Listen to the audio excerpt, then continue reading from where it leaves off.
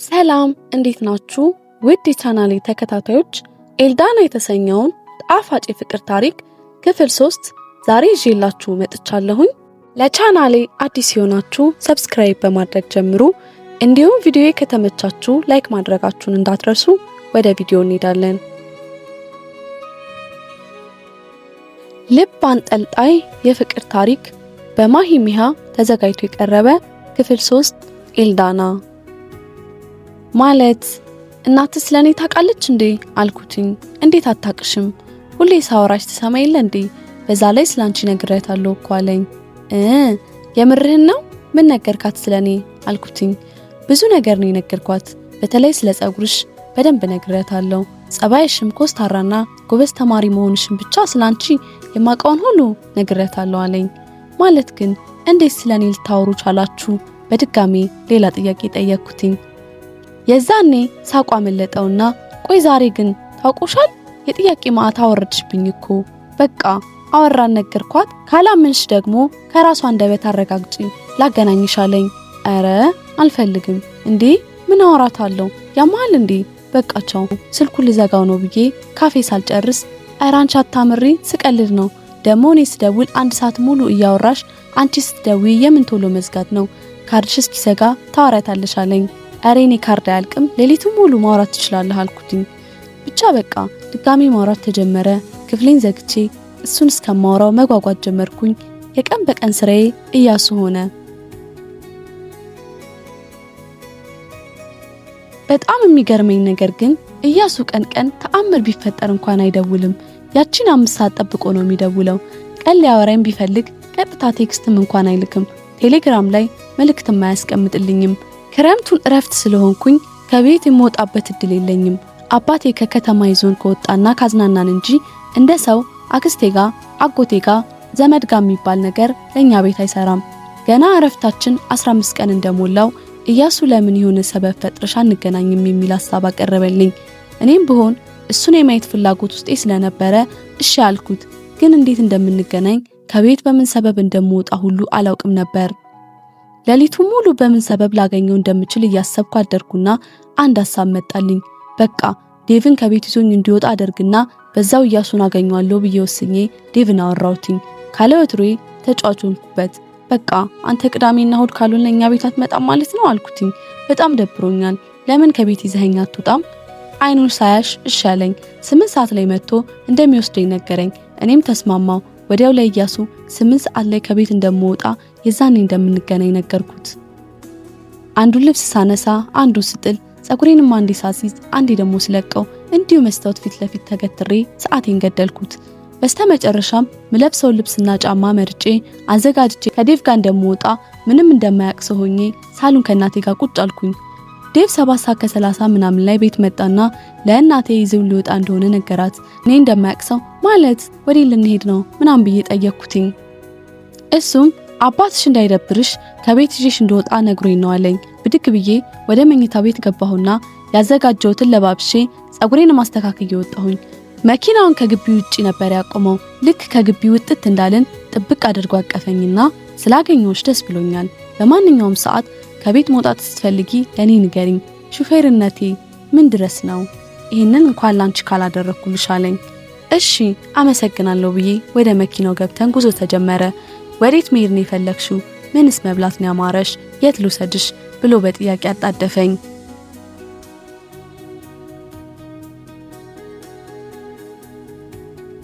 እኔ አንዴ ከቤት ወጥቼ እያሱን ስለማግኘት እንጂ ከዴቭ ጋር ምን እንደማደርግም እንኳን አላሰብኩም። ሙሉ ስልጣኑን ላንተ ሰጥቻለሁ። በቃ አንተ ጋብዘኝ፣ ግን ቶሎ ስለምመለስ ሩቅ አንሄድም አይደል አልኩትኝ። በቃ እንደ ፍላጎት ሻለኝ። ዴቭ ሲያወራ በየመሃሉ እንግሊዘኛ ይቀላቀላል። እሱም ያቀው ቤት ወሰደኝና ምሳ በላን። ትንሽ አወራንና ቴሌግራም ውስጥ ስገባ እየጠበቁሽ ነው፣ ልክ ልትመጪ ስትይ አሳውቂኝ፣ እንዳልደውል አይመችሽም ብዬ ነው የሚል መልእክት አስቀምጦልኛል። አነበብኩትና ቀና ብዬ በቃ ዴቭ ወደ ቤት እንሄድ አይደል? ይሄን ያህል ከተናፈስኩ ይበቃኛል አልኩት። እሺ እሱን ከፈለግሽ እንሂድ ብሎ ሂሳብ ከፍሎ ከቤት ወጣንና እየተመለስን እንደሆነና ከትምህርት ቤታችን ፊት ለፊት ካለው ካፌ መገናኘት እንደምንችል ቴክስት አደረኩለት ለያሱ።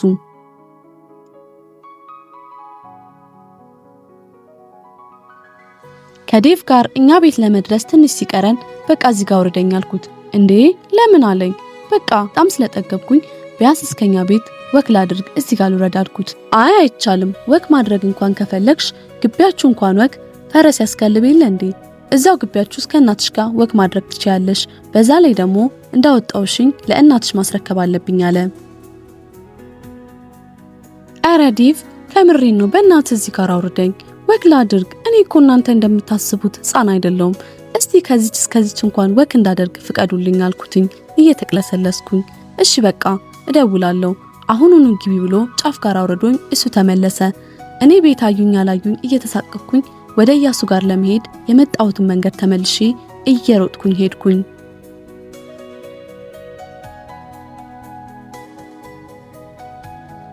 እውነት ለመናገር ለብቻዬ ወጥቼ ስለማላቅ መሰለኝ በቃ ሁሉ የሚሄድበት መንገድ በራሱ ጥፍት አለኝ። ታክሲቱ ጋር እንደሚያዝ ድንብርብር ወጣ። በዛ ላይ ልቤ በጣም ተጨንቆ ነበር። ቤተሰቦቼን የከዳኋቸው ያዋረድኳቸው አይነት ስሜትም እየተሰማኝ ነበር። ስመለስ የእናቴን አይን እንዴት እንደማየው ጨነቀኝ። ድንገት ዴቭ ወደ ቤት ተመልሶ ቢመጣስ? እናቴ ጋር ቢደውልስ? እናቴ ምን ትላለች? በቃ እዛ አስፋልት መሃል ላይ ቆሜ ጭንቅ ሲለኝ እንዴ ምን ነው ይሄንን ያህል ቢቀርስ ብዬ ወደ ቤቴ ተመለስኩኝ። እየተመለስኩኝ ስልኬን ከፍቼ ኢያሱ የላከልኝን ቴክስት አየው። ኤልዱ ቆየሽ እኮ እየጠበቅኩሽ ነው ይላል። አይቼው ዝም ብዬ ወደ ቤት ገባው።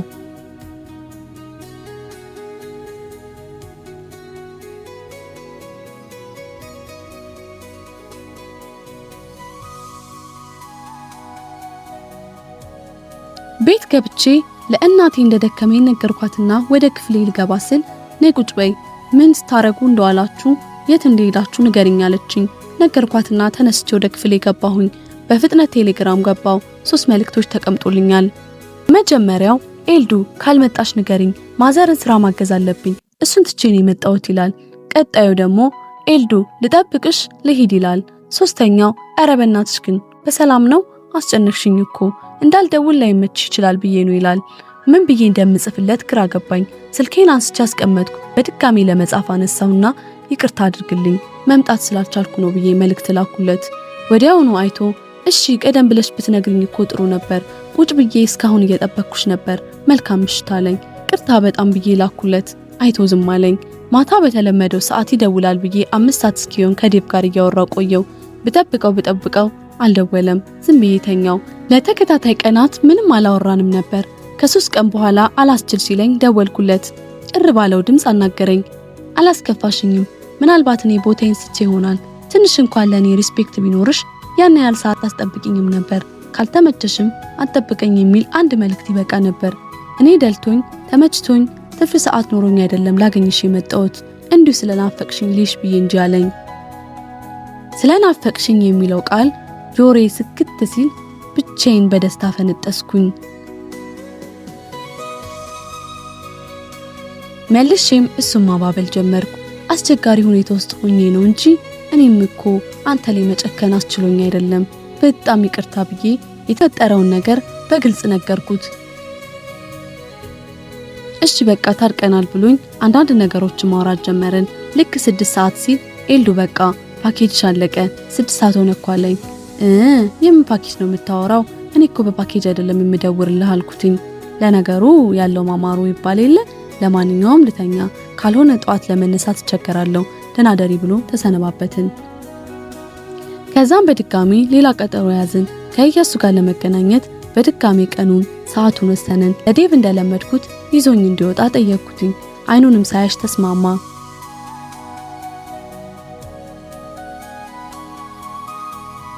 ግን በራሴ ፍራቻ የተነሳ በድጋሚ ያዝነውን ቀጠሮ ሳይሳካልኝ ቀረ። ኢያሱ በድጋሚ በጣም ተናደደብኝ። ከጥፋቴ ያልማር ያልኩት እኮ እኔ ነኝ የማወራሽ። ከመጀመሪያ ለምን እንገናኝ ትኛለሽ?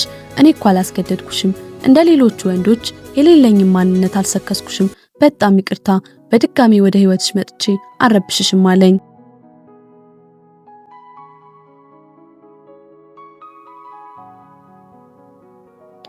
ያን ያህል ለምን እንደተረበሽኩ ባይገባኝም ውስጤ ልክ አልነበረም። ኢያሱም ቢሆን ቆይ እንገናኝ ብሎኝ አለመገናኘታችን ለምን በዚህ ልክ አስከፋው? ሊረዳኝስ ለምን አልቻለም ይሆን? ወይስ ስለ ቤተሰቤ በስርዓት አላወራሁት ይሆን? እኔ እንጃ ብቻ ድብልቅልቅ አለብኝ።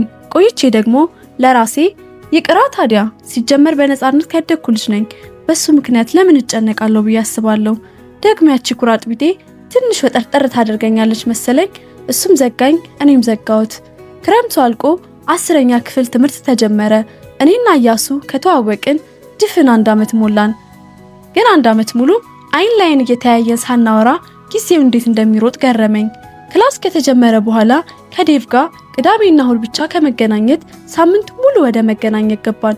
እያሱ በተለመደው ክላስ 1 ሳምንትን ዘግይቶ ነበር የጀመረው። አቀማመጣችን ልክ እንደ 9ኛ ክፍሉ ነበረ። አዳዲስ አስተማሪዎች ተዋወቅን። እኛም እንደ አዲስ ስማችንን አስተዋወቅናቸው። እንደ ቀድሞም የገባ አስተማሪ ሁሉ አይኑ እያሱ ላይ ነው። በውስጥ ይሄ ልጅ ግን አንዳች የሚስብ ኃይልም አለው። እንዴት ነው መምህሮቹና ሴቶቹ እንዳለ የሚወዱት? ወይ አያወራ ጸባይን አይተው ነው አይባል ነገር ላለው። የመጀመሪያ ክላስ ከመጀመሪያ በፊት የተሰጠኝ አስተያየት ከአባቴ ነበር። ኤልዱዬ አደራ ደረጃሽ እንዳትለቂ። እኔ አባትሽ ከዚህ ምድር ላይ ደስታ የሚሰጠኝ ሀብቴ ዝናዬ ሳይሆን የአንዱ የልጄ ስኬት ማየት ነው። ከደረጃሽ ከለቀቅሽ አዝንብሻለሁ አደራ ነበር ያለኝ። እኔም ለአባቴ ቃል ገብቼለት ነበር ወደ ትምህርት የተመለስኩትኝ። ትምህርት ተጀምሮ ወራት 15 ቀን ሙሉ ከያሱ ጋር ምንም አይነት ወሬ አላወራንም ነበር። እኔም በዝምታዬ እሱም በዝምታው ጸንቶ ቆየን።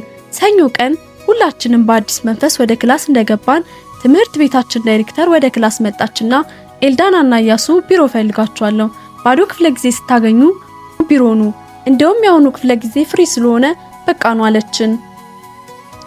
በጣም ደነገጥኩኝ። ለምን ፈለገችን ይሆን? ያውም ሁለታችንንም ስም በአንድ መጥራቷ ይበልጥ አስገረመኝ። ደግሞ ምኖሬ ሰምታ ይሆን? ከእያሱ ጋር እንደምናወራ ማንም አያውቅም አይደል እንዴ? ራሴን እስክጠረጥር ድረስ ጥያቄ ፈጠረብኝ። ክፍለ ጊዜው ልክ እንዳለቀ ተነስተን ወደ ቢሮ ሄድን። በስህተት ቀና ብዬ አላየሁትም፣ አላወራሁትም፣ አላወራኝም። ቢሮ ስንገባ ዳይሬክተሯ እየጠበቀችን ነበር። አረፍ በሉ አለች በእጇ ወደ ወንበሩ እየጠቆመች። እኩል ቁጭ አልን። ሁለታችንም ምን እንደምንትለን ለመስማት በግልጽ እየጓጓን። ምን መሰላችሁ? በቅርቡ የጥያቄና መልስ ውድድር ይኖረናል። ትምህርት ቤታችንን ወክላችሁ የምትሄዱት 3 ተማሪዎች ያስፈልጉናል። 2ቱን ደግሞ መርጠን ጨርሰናል። ከ10ኛ ክፍል ደግሞ 2ታችሁን አወዳድረን መምረጥ ስለከበደን እንዴት ይሻላል ብዬ ላማክራችሁ ነበር። ውድድሩን ያሸነፈ ተማሪ አሪፍ ነገር ያገኛል አለችን። እኔ ካፋ ሳትጨርስ አይ እሱ ይሂድ አልኩኝ። ደንግጦ ዞር ብሎ አየኝ። ዳይሬክተሯን በዚህ ፍጥነት ይህንን እድል ለሱ መስጠቴ ትንሽ ቢያስገርማትም መልካም በቃ እያሱ በደንብ ተዘጋጅ፣ እንደምታኮራን አልጠራጠርም። ጥናታችሁን ቀደም ብላችሁ ጀምራችሁ እንድትዘጋጁበት ነው አስቀድሜ ነገርኳችሁ። ተፎካካሪዎቹ ቀላል አይደሉም። አንተም የዋዛ እንዳሉን እምነት አለኝ። በቃ ወደ ክላስ ተመለሱ አለችን። እያሱን በተራው ምስጋናውን አቅርቦላት ቢሮውን ለቀን ወጣን። ወደ ክላስ እየተመለስን አመሰግናለሁ አለኝ። ልቤ ቀጥ አለ። ከፊት ለፊቱ እየሄድኩኝ ቆምኩኝ። ከፊቴ ዞር አለና በድጋሚ በጣም አመሰግናለሁ ይህንን እድል ስለሰጠሽኝ፣ በእርግጠኝነት ማትጸጸችበትን ውጤት ነው ማመጣው አለኝ። ይህ ለኔ በጣም ትልቅ ነገር ነው ብሎ አቅፎ አመሰገነኝ። ምንም አይደል፣ እኔም ስለተማመንኩብ ነው ይህንን እድል የሰጠውክ፣ እንደማታሳፍረኝ አውቃለሁ አልኩት። ከስንት ጊዜ በኋላ ለመጀመሪያ ጊዜ በአካል ቆመን አወራን።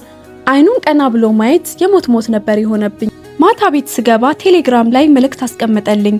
ብታይ ለእናቴ ያረግሽውን እየነገርኳት እንዴት ደስ እንዳላት። እስካስተዋወቃችሁ ቸኩያለሁ። አይቼው ፈገግ አልኩና እኔ እናንተ በደንብ እንተዋወቅና ከዛ እናት ጋር ተዋወቃለሁ አልኩት።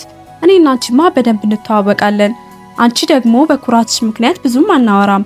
ዛሬ 5 ሰዓት ስደውልልሽ ለምን እንደዛ እንዳረግሽ ምክንያት ፈልጋለሁ። ቻው በቃ ማታ እናወራለን ብሎ ከኦንላይን ወጣ። ማታ በተለመደው ሰዓት ደወለ። አወራን። ነገርኩት ከዚህ በፊት ስለነበረኝ ህይወት። ብቻዬን እሱን ለማግኘት መውጣት ትልቅ ኃጢአት መስሎ እንደተሰማኝ፣ አባቴ ምን ያህል ኃይለኛ እንደሆነ አጫወትኩት። ይህንን ሁሉ ሳልረዳሽ ስላኮረፍኩሽ ይቅርታ አለኝ። በተለመደው ሰዓት ስልኩን ዘጋው። ከቀናቶች በኋላ የውድድሩ ቀን ደረሰ። ተወዳዳሪዎቹ በጠዋት ትምህርት ቤት ግቢ ውስጥ መጡና በጭብጨባ በሞራል ወደ ውድድሩ ቦታ ከተወሰዱ በኋላ አስተማሪዎችና ዳይሬክተሮች ተላኩ። እኛ ወደ ተለመደው የትምህርት ገበታችን ተመልሰን ቀኑ ሙሉ ለምን እንደጨነቀኝ ባላውቅም ተጨንቄ ነበር ያልኩትኝ። ከትምህርት ቤት ዴቭ መጥቶ ሲወስደኝ ሁላ ሁኔታሽ ልክ አይደለም ምን ሆነሽ ነው ብሎ እየጠየቀኝ ነበር። ቤት ከገባው በኋላም ቢሆን እንደ ወትሮዬ አልሳኩም፣ አልተጫወትኩም። ለጽጌ ክፍሌ ሻይ አፍልታ እንድታመጣልኝ ነገርኳትና ወደ ክፍሌ ገብቼ የኢያሱን ስልክ መጠባበቅ ጀመርኩኝ።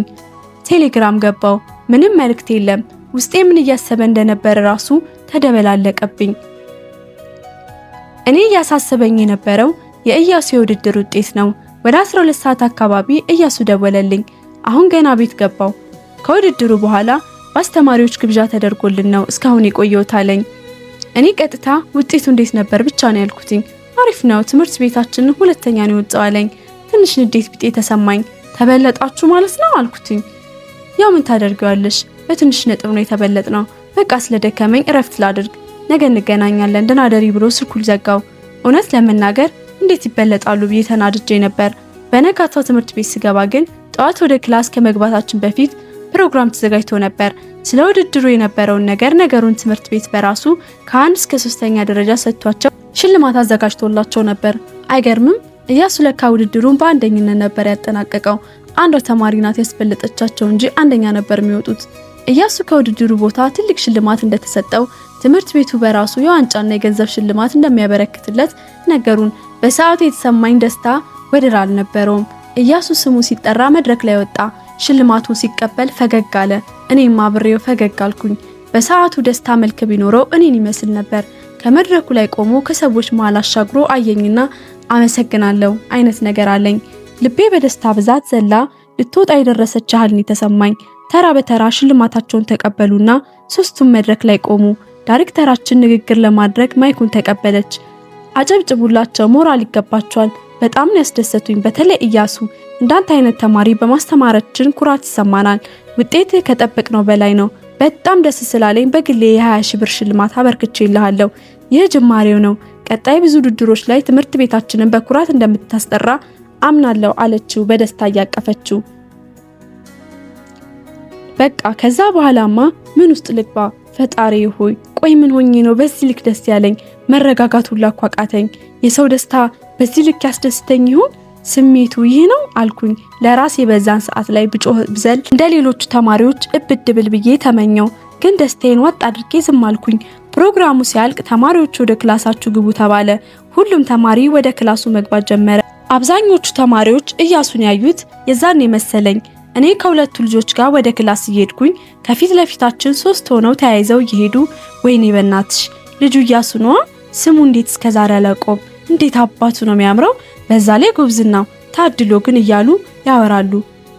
የነሱ አልበቃ ብሎ 2 ጓደኞቼ ልበላቸው እንጂ ብቻ እነሱም ቀጠሉ። ስለ ኢያሱ ማውራት ጀመሩ። ኤልዱ ግን ይሄ ልጅ አይመችም? ለነገሩ አይመስለኝም። አንቺ መላክ ራሱ ፊት ለፊት ቢቆም ቼክ አታረጊውም። እኔ ግን ተመችቶኛል። ቆይ ቴሌግራም ላይ አሰማምጠዋለሁ አለች አንደኛዋ። ሌላኛዋ ቀጠለች፣ ኧረ አይሰማሽም፣ ሲጀመር ጎበዝ ተማሪዎች ለዚህ አይነት ነገር ጊዜ የላቸውም፣ አርፈሽ ተቀመጭ አለቻት። እኔም ዝም ብዬ የሚያወሩትን ሰማለው። ውስጤ የሆነች ቅናት ይሁን ንዴት ጫር አድርጋኝ ያለፈች። ወደ ክላስ ከገባው በኋላ ኢያሱን ክላስ እስኪመጣ እየጠበቅኩት፣ ነገር ግን ሳይመጣ ቀረ። ለካ በዛው ሽልማቱን ተቀብሎ ወደ ቤቱ ሄዶ ኖሯል። ማታ ቤት እስከገባ ቀጥታ ወደ ስልኬ እየሮጥኩኝ ምናልባት ቴክስት ካደረገልኝ ብዬ ለማየት ነበር፣ ግን ምንም የለም። ልብሴን ቀያሬ ከእናቴ ጋር ትምህርት ቤቱ ስለተፈጠረው ነገር አጫወትኳት። ቀጣይ ደግሞ አንቺን ውድድር ውስጥ ማየት እፈልጋለሁ አለችኝ።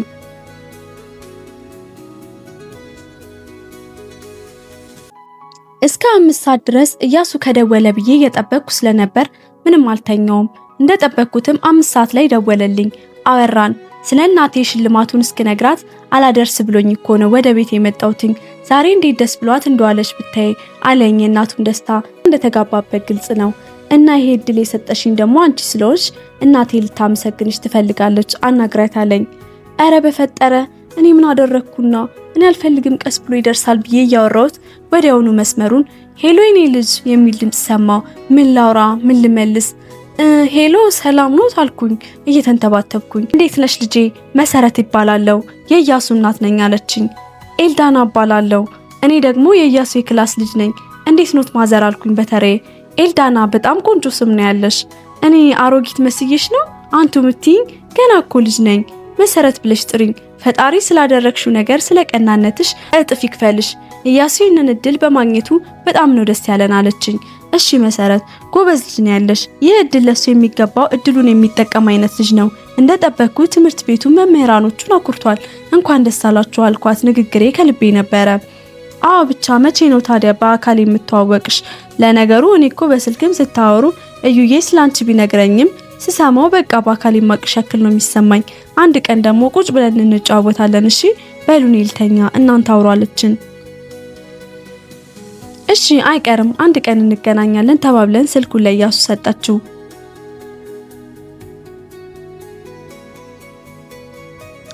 ኢያሱ በጣም ደስ ብሎት መሲናው አንቱ ያልሽው አርጅተሻል እያልሻት ነው አለኝ።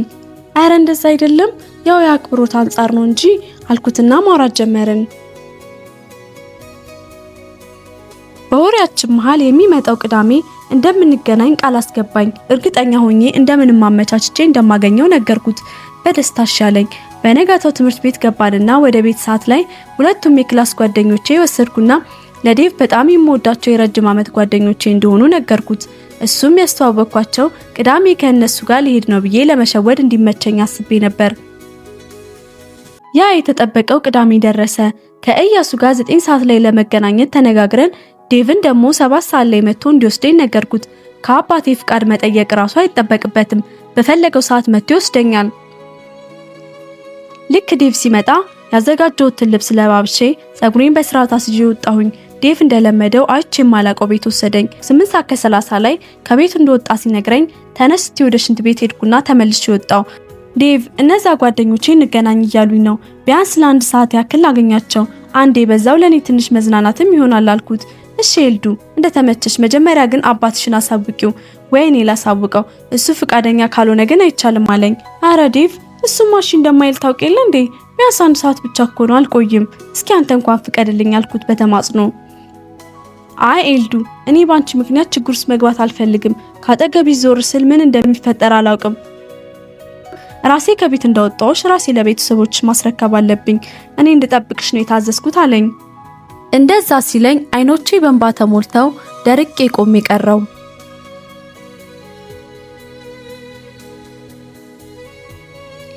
ውድ የቻናሌ ተከታታዮች ኤልዳና የተሰኘው ጣፋጭ የፍቅር ታሪክ ክፍል 3 ይሄንን ይመስል ነበረ። በቀጣይ ሳምንት ደግሞ ክፍል 4ን ይዤላችሁ መጣለሁኝ። ሐሳብ አስተያየታችሁን በኮሜንት ሴክሽን ላይ አስቀምጡልኝ። እንዲሁም ሰብስክራይብ ያላደረጋችሁ ቤቱን ሰብስክራይብ በማድረግ ጀምሩ። እናመሰግናለን።